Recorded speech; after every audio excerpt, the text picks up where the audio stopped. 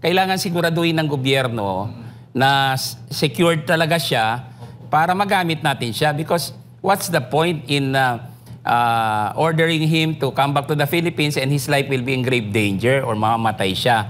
Safe pa rin ba si Zaldico sa ilalim ng administrasyon ito, considering na ang binabanatan o kanyang binabanggit dito sa mabigat na aligasyon na ito ay ang Pangulo, ang dating Speaker at iba pang miyembro ng gabinete ng administrasyon? Well, if I am to categorize him or label him, he's a dead man walking. So, delikado yung buhay niya and the threats are real.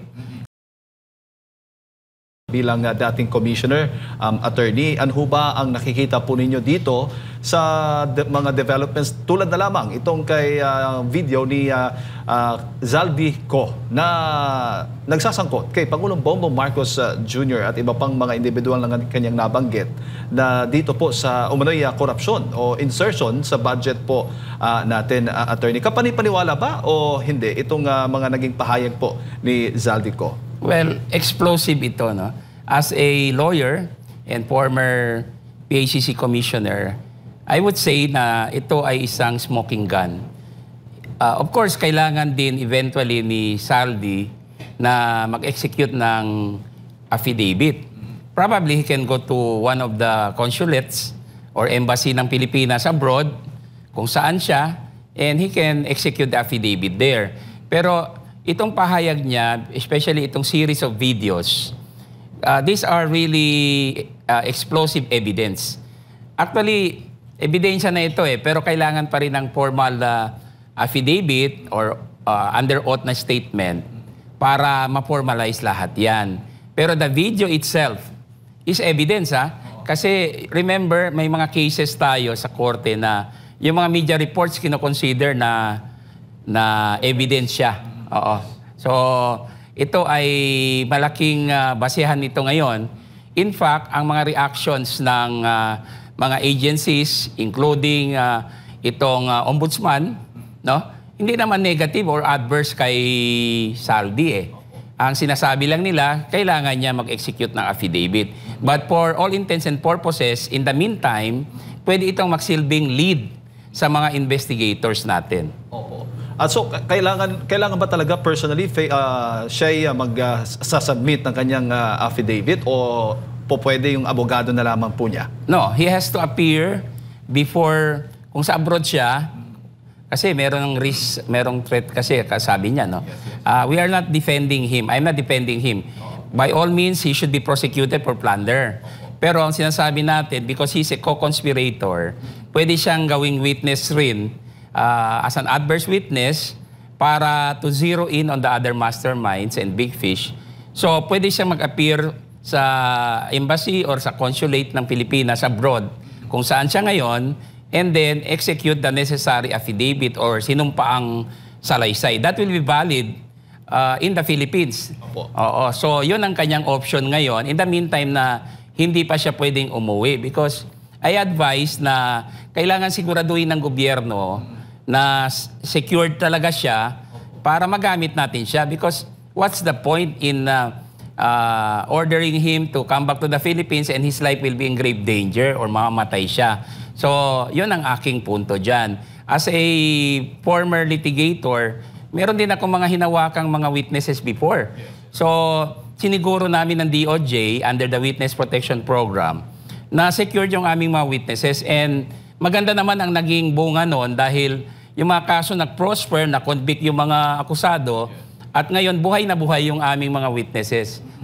Pasalamat din tayo sa Diyos na na-secure sila. Opo. Maganda po yung panahon na yon. Pero considering na sa panahon ngayon sa administrasyon ni Pangulong Bongbong Marcos Jr., attorney, alam natin yung tinutukoy ni Zaldico mismo ang Pangulo. Sa tingin mo ay ligtas pa rin, safe pa rin ba si Zaldico sa ilalim ng administrasyon ito, considering na ang binabanatan o kanyang binabanggit dito sa mabigat na aligasyon na ito ay ang Pangulo, ang dating Speaker at iba pang miyembro ng gabinete ng administrasyon? Well, if I am to categorize him or label him, he's a dead man walking. So, delikado yung buhay niya and the threats are real. Considering na yung mga personalities na idinawit niya dito sa 1.5 trillion flood control projects anomaly ay mga matataas, pinakamataas nga Nadamay na dito ang Malacanang. So, at meron pang ibang mga kongresista and senador and district engineers, including bureaucrats na dinamay ni Saldico. So, yung buhay niya ay really in grave danger. Kaya nga, yung sinabi ni Ombudsman Remulla na he can secure the safety of Saldico, dapat ipakita niya talaga na sincere siya doon at kaya niya ang pag-secure nito dahil useless si Saldi na umuwi tapos may mangyayari lamang sa kanya. Nagkakaroon ba, nakikita ho ba ninyo doon sa mga testimonya ng mga resource person ng Senate Blue Ribbon Committee, ng mga dating DPWH officials at mismo itong si Orly Gutesa, nagkakaroon ng koneksyon yung kanilang pamahayag at mismo kinumpirma yan ni Zaldico attorney. Ano bang masasabi mo doon? Well, ang tawag natin dyan sa batas, under the rules of evidence, ay corroboration, no? So, nagkakaroon ng connection na ngayon na corroborate yung testimony under oath before the Senate Blue Ribbon Committee ni ex-Sergeant, Marine Sergeant Gutesa, si Orly, at yung sinasabi ngayon ni Elizaldico. In fact, pinatunayan na ngayon yan sa video na meron talagang mga deliveries of mga mali-malitang pera at kasama ni Mark Texon and Paul Estrada, itong si Sergeant Gutesa. So this strengthens the testimony under oath of Sergeant Gutesa before the Senate Blue Ribbon Committee. So itong sinasabi natin na corroboration. However, to really, put everything in order at saka makumpletong istorya, dapat hanapin yung dalawang staff ni Saldico na sina Estrada at Texon. Nasaan na ba sila? Oo, kasi pag nag-testify sila, makukumpleto na natin yung whole story, and I think with that, we can secure a conviction. Now, I'm not saying that the president can be convicted because he is the president and enjoys presidential immunity. But siguro, for purposes of indicting and seeking conviction and punishment of the other co-conspirators, malaking tulong ito pag na-bring natin together at na-execute na ang mga affidavits ni Naco, Estrada, Texon, and of course, Orly Gutesa, yung kanyang testimony under oath, nasa transcript na yan ng Senate Blue Ribbon Committee, magamit natin yan and other evidence. So, malaking bagay yan and the case will be very strong. Dahil remember, ang damage dito hindi lang sa sambayan ng Pilipino. Itong anomalya ng ito ay nakadamage or injure sa gobyerno mismo. So, there is undue injury to the government. And so, we have to seek justice and secure justice for the people and for the Filipino government. Opo, mapipilit ho ba si Zaldico na pauwiin dito considering nakita nga niya itong matapos mag-testify si Orly Gutesa sa Senate Blue Ribbon Committee. Ngayon, may mga nangangamba kung nasaan ba siya.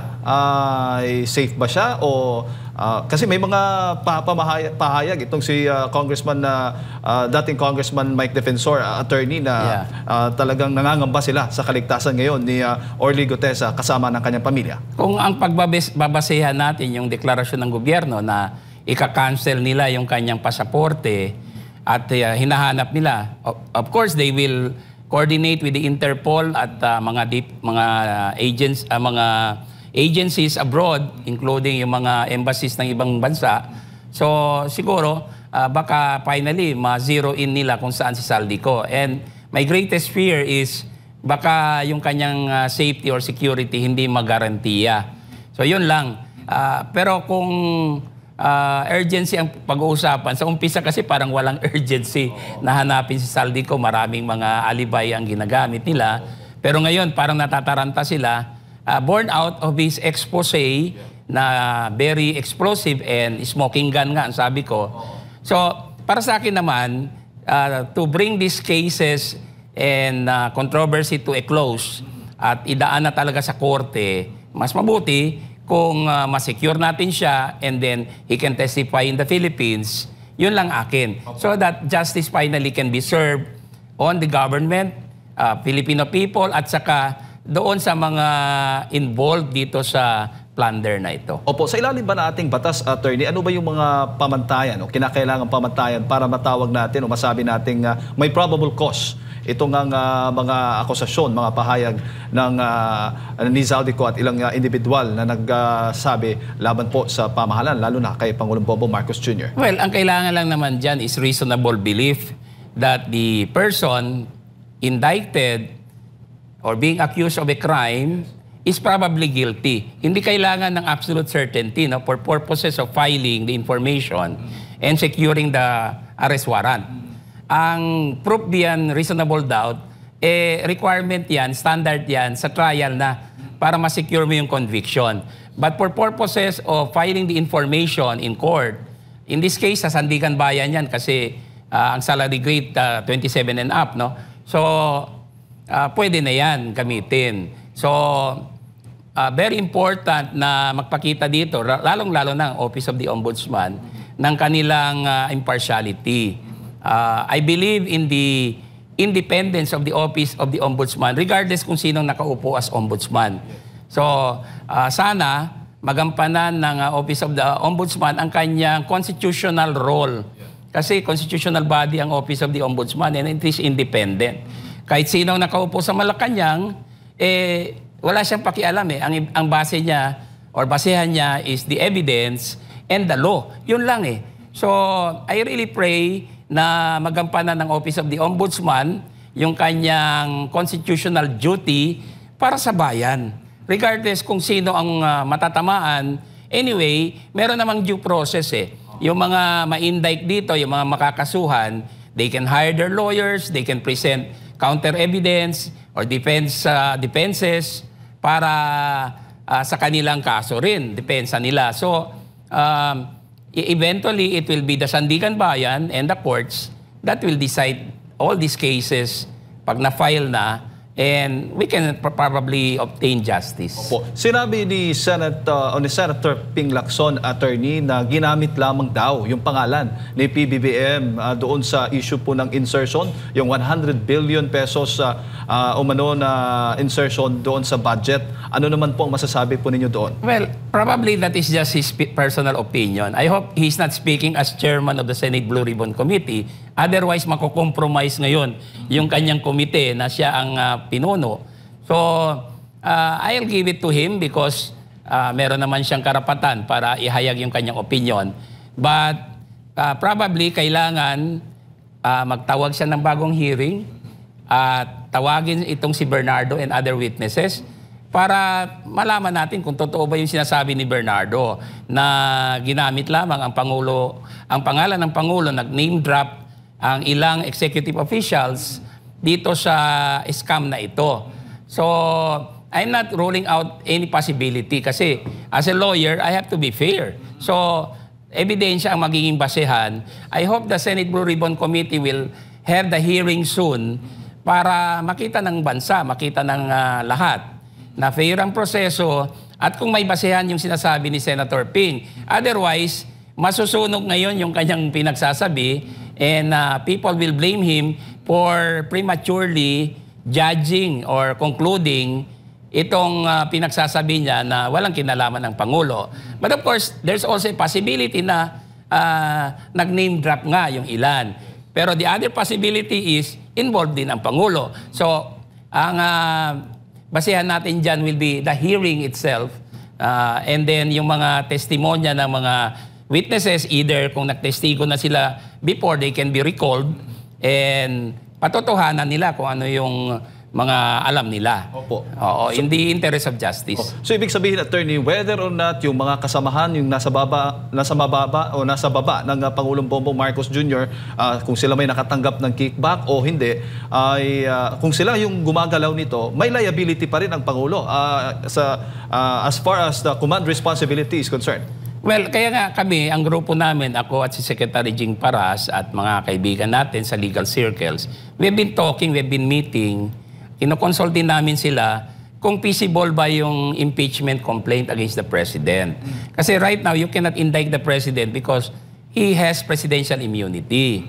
Pero for purposes of impeachment, pwede siyang kasuhan ng impeachment sa House of Representatives kung merong basehan. And probably, kung ituloy namin yan, ang basis namin, one would be yung mga deklarasyon ni Saldico, tapos yung kay Senator Amy Marcos against the President, and then other evidence like the GAA of 2023, 2024, and 2025, and other pieces of evidence.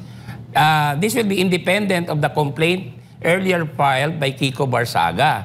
So, iniisip pa namin kung may basehan ba talaga at kung ready na. Kasi dapat sure tayo, hindi po kami mercenaries na basta-basta na lang mag-file. Kailangan sigurado po tayo na pulido at may basehan para pansinin kami ng House of Representatives. Because an impeachment proceeding is political eh. Although legal din siya and judicial, pero more political po yan. So, we are cognizant of the reality na nasa House, ang majority ng mga kaalyado, silang majority dyan eh, kaalyado ng Pangulo. So, kung magbasta-basta ho kami, wala kaming basehan, edi ija-junk lang nila yung aming complaint. Kaya we have to be sure. So, in the interest of good governance, we can file the case and accountability and transparency kung sakaling klaro na. Pero sa ngayon, I cannot say na matutuloy po yan kasi we are still in the process of studying the probability of filing. Bago ko lang ipasa kay Part Admiral Attorney, si DBM Secretary o dating DBM Secretary Pangandaman, Amena Pangandaman at itong si ES Lucas Bersamin ay nagbitiw dahil nga po dito dahil daw sa out of delicadeza, yun ang sabi ng Malacanang. Pero sa tingin mo ba may kinalaman itong mga pasabog? Sabi mo nga pasabog ni Zaldico, kaya ito ay nagbitiw sa kanilang pwesto. Ayaw naman umamin ng Malacanang talaga, no? Kung anong rason. We can only speculate. Pero ang aking opinion is that parang ginagawa silang Paul guys.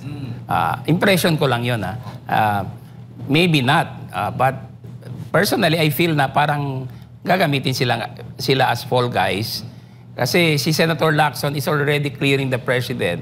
And that's premature kasi hindi pa ni-recall uli si former Yusek Bernardo at hindi pa tinatawag na former or resigned Secretary Amena Pangandaman, former Executive Secretary Bersamin at si Adrian Bersamin na PLLO dati.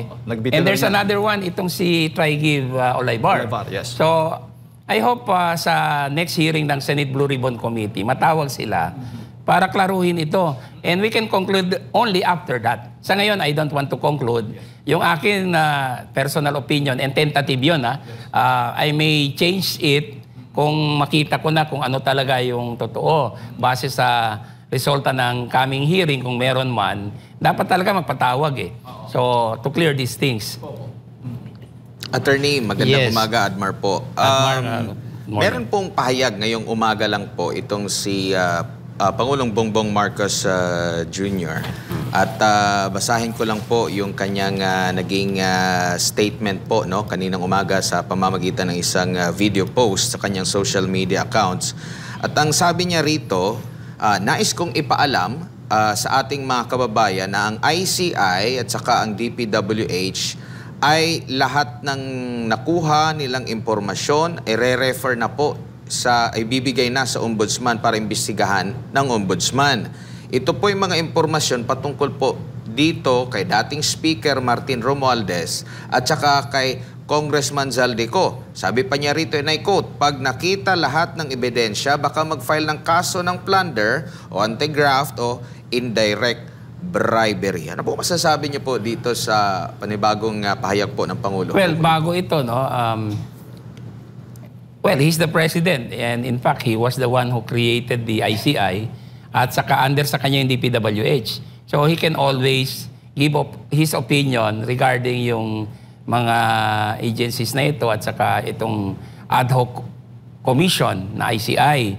Pero hindi ba parang premature for him to do that? Kasi sa ngayon, hindi pa nga tapos lahat dahil magtatawag yata ng hearing ang Senate Blue Ribbon Committee.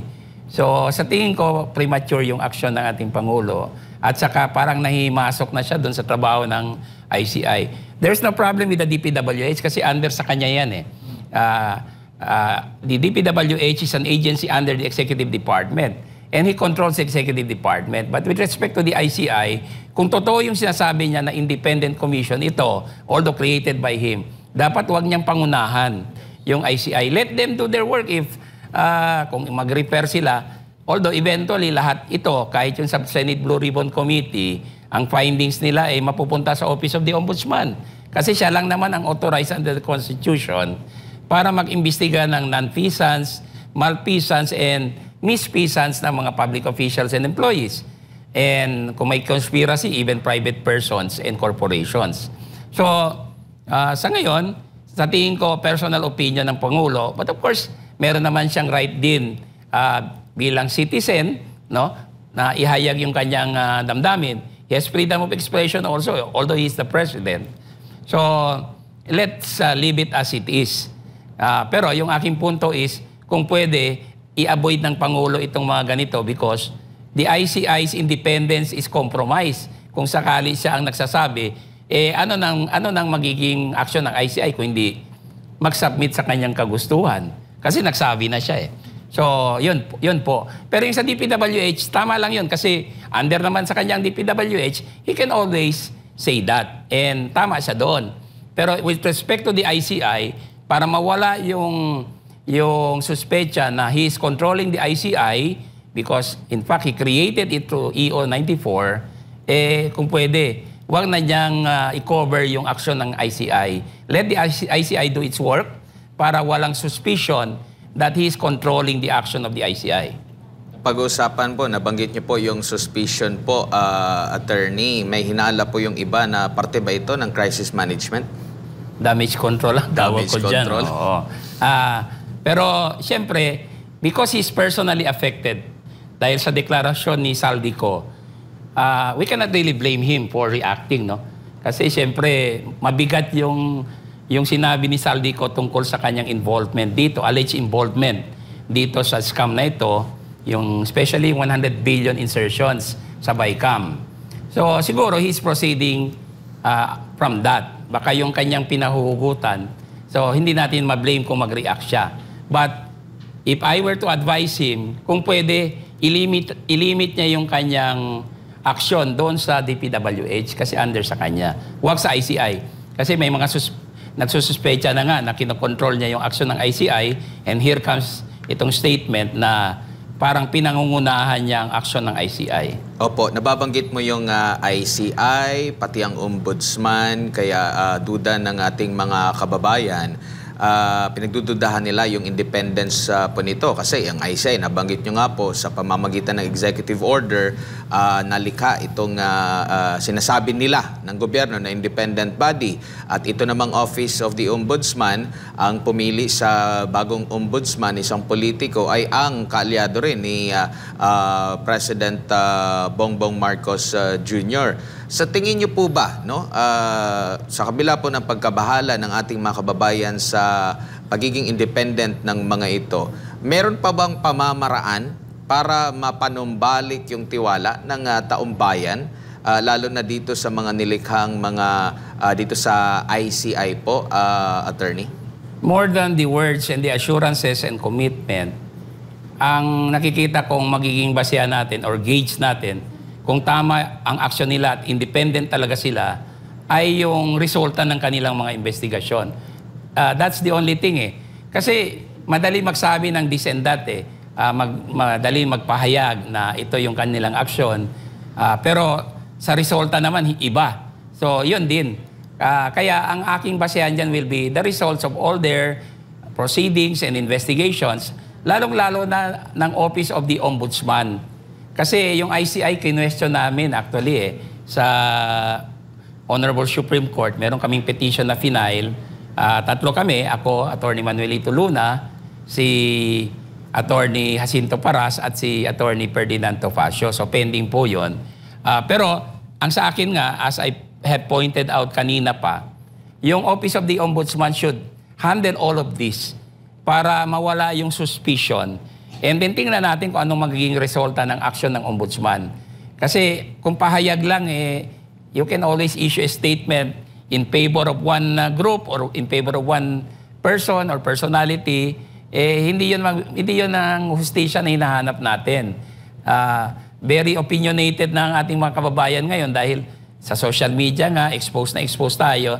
And then alam na ng lahat ang issue So dapat all these things should be put in order and proper perspective. At wala akong nakikitang opisina na pwedeng gawin ito, kundi ang Office of the Ombudsman. Opo, bilang panghuling topic mula sa akin po, Yes, Attorney, kabilang po kayo sa petitioner, kung matatandaan natin na nag-question doon sa PDAF, doon sa DAP po, no? At nagkaroon po ng Belgica ruling ang Korte Suprema. Nakasaad po ba doon, malinaw po ba doon yung mga panuntunan na sinasabi po ng Korte Suprema? At nakikita nyo po ba dito po sa budgeting ng ating kasalukuyang administrasyon, nakita nyo po na mayroong paglabag doon sa mga sinasabi po doon sa ruling na yun? At may kukonsidera nyo po bang mas malubhang klase ito kumpara doon sa pork barrel noon, Attorney? Actually, references lang yung DAP case, yung Araulio versus Aquino III, at saka yung Belgica case, no? Kasi itong nangyari ngayon ay ibang-iba ito in terms of the nature and scale and magnitude ng corruption. So, there should be a different template here. Siguro hybrid na template. And you can use as references itong dalawang kaso, including yung Malampaya, no? Although nasa ano pa yan, under litigation sa Sandigan Bayan. So, ibang-iba ito Kaya, we have not dealt with such a situation in our history, kaya hindi pa natin alam ang magiging course of things dito eventually. Pero ang atin is, hopefully, maibalik yung mga pera na ninakaw. Medyo malaki trillion na So, dapat maibalik sa treasury at mapanagot ang mga big fish or masterminds. Kasi hindi pwedeng parang alam na police na naman to So, yun ang nangyari kasi sa PDAP na small fish lang ang naparusahan. Yung mga big fish andyan, they laugh their way to the bank.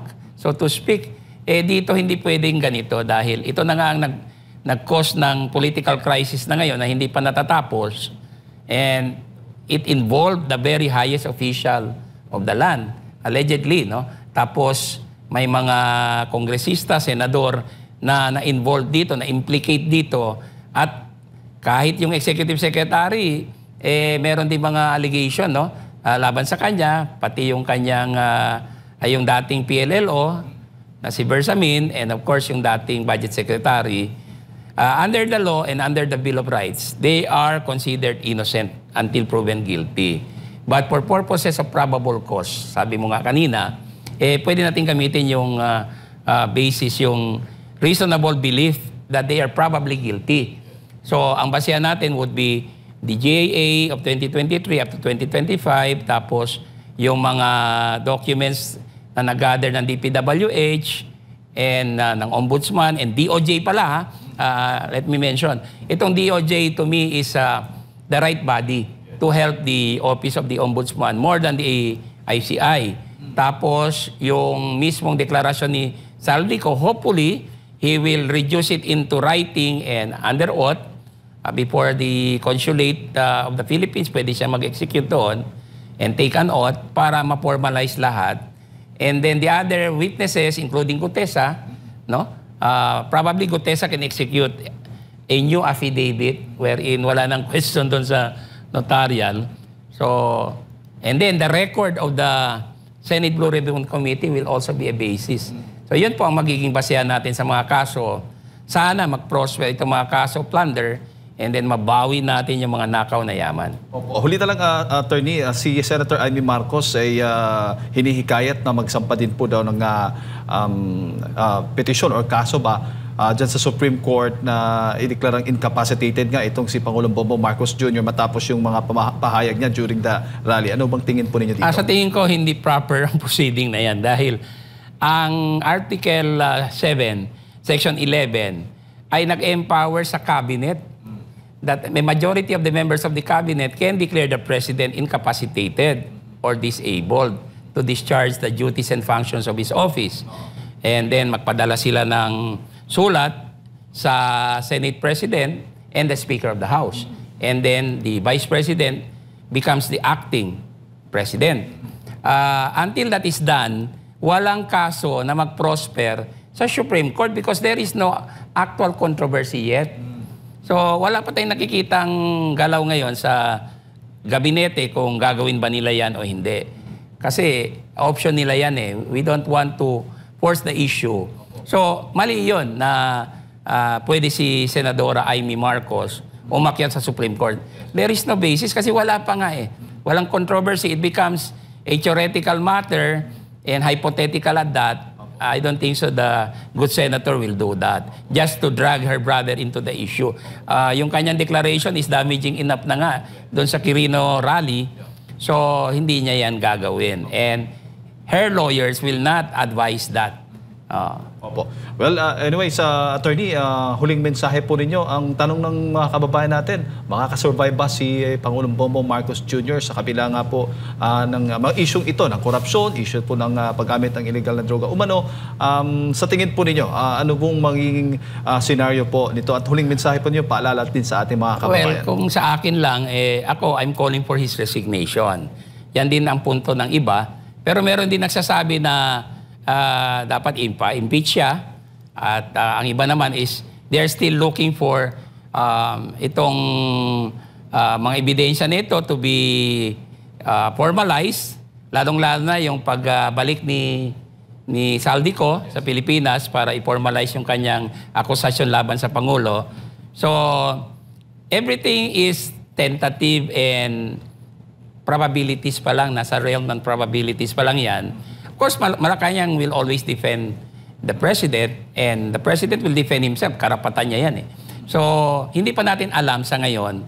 But all these controversies that are happening, ito nagpifuel dito ng political crisis natin na hanggang ngayon ay nadamay na nga yung ating ekonomiya.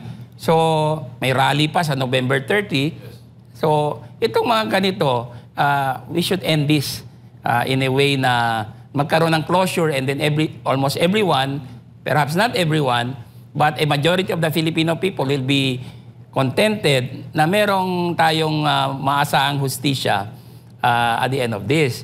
Kasi yun nga ang nag-fuel ng crisis eh. Yung mga duda na yan, suspicion, but in the end, it will be the courts that will decide this case, lalong-lalo na ang Sandigan Bayan. So we'll leave it at that. Sa ngayon, all these personalities being dragged into the controversy are presumed innocent. They are entitled to that guarantee under the Bill of Rights like anybody else. And it doesn't matter kung presidente ka, senador ka, congressman ka, district engineer, bureaucrat, or contractor. But ang Office of the Ombudsman, hopefully, we will have enough basis to indict all of them and masecure yung warrants of arrest. Kasi may pangako ang gobyerno na by December ay makukulong yung mga involved dito. Hopefully, mangyayari yan kasi walang control ang prosecution when it comes to the issuance of the warrant. Kasi sa judiciary yan eh, nasa korte yan. So hopefully, mapapalakas ng ombudsman yung kanyang kaso na ihahain sa Sandigan Bayan and the other courts para ma-secure yung mga warrants of arrest. Kasi sa warrant of arrest, magde-determine pa rin ang korte ng probable cause eh. Hopefully that will happen para kahit paano yung damdamin ng ating mga kababayan ay ma-assuage at masatisfy sila na meron pa ring hustisya sa Pilipinas despite all these corruption allegations. Alright, Attorney, maraming salamat po sa inyong pong oras at sa pagbibigay po ninyo ng impormasyon ngayong umaga sa ating mga kababayang na kasubaybay po sa mga oras na ito.